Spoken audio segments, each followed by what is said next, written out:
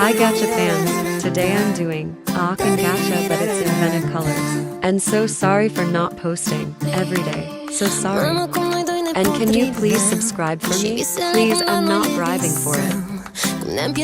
So let's begin the intro. Nu pot să te uit și nu știu de ce. Am pierdut din nou în dragoste. Inima se dor de cine nu trebuie. Dar noi doi am trăit cel mai frumos miraj. Dar să lipsă n-ai avut curaj.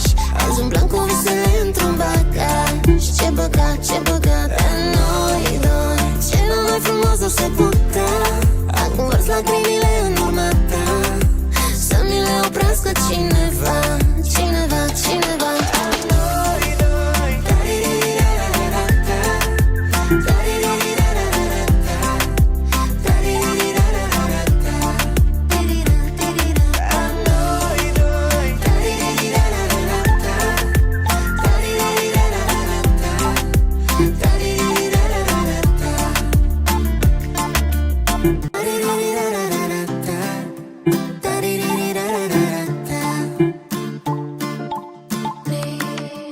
Mamă, cum noi doi ne potrivim și visele cum doar noi le visăm. Cum ne-am pierdut, nici noi nu ne-am dat seama.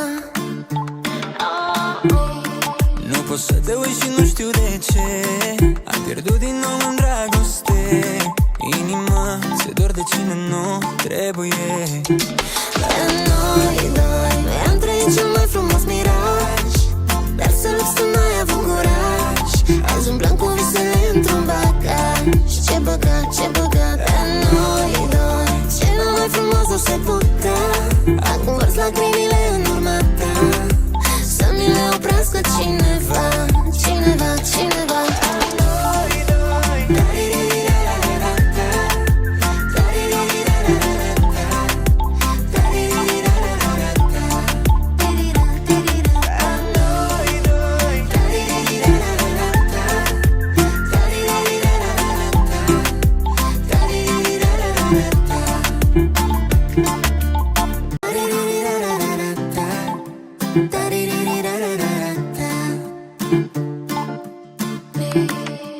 Mamă, cum noi doi ne potrivim și visele cum doar noi le visăm.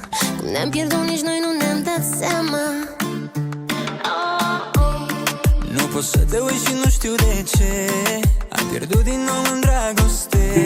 Inima se dor de cine nu trebuie. Dar noi doi am trăit cel mai frumos miraj.